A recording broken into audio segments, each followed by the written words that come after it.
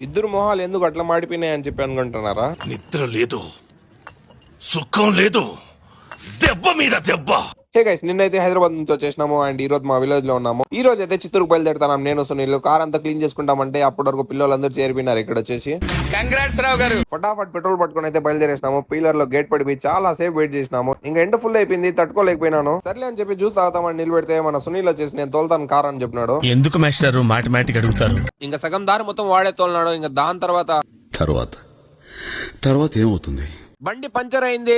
ఇట్టాడు కదా అవుద్దని అన్నిసార్లు అడిగారు. సర్లే, లైఫ్ లో అప్స్ అండ్ డౌన్స్ ఉంటాయి కదా అని చెప్పి స్టెప్ని మారేస్తే ఇది కూడా పంచర్ అయి ఉంది. సునీల్ ని పిలిచి ఇది కూడా పంచర్ అయిందిరా అని చెప్తే ఇప్పుడు నన్ను ఏం చేయమంటావు? ఎవరిదైనా ఇంకా వేరే ఆప్షన్ లేకుండా సర్లే కొంచెం గాలి ఉంది కదా అని చెప్పి తోలుకొని అయితే వెళ్ళిపోయినాము. ఎవరైనా సంప్రదించి నిర్ణయం తీసుకున్నారా లేదా మీ ఆవేశాలు మీకు తోచించేశారా? ఏం చేయలేం, కొన్ని సిచ్యువేషన్ లో ఇలాంటి స్టెప్ తీసుకోవాల్సిందే. ఫైనల్లీ చిత్తూరుకు వచ్చేసినాము. నేను కూడా సలూన్ కి వచ్చేసిన హెయిర్ కట్ చేసుకుంటామని చెప్పి. ఇంకా నైట్ అయిపోయింది, ఫ్రెండ్స్ అందరూ కలిసి టీ తాగి బయట అయితే వచ్చేసినాము. ఇంకా నేను కూడా వెళ్తున్నా, మీరు కూడా ఒక లైక్ వేసుకోండి. కలుద్దాం మళ్ళా, బాయ్.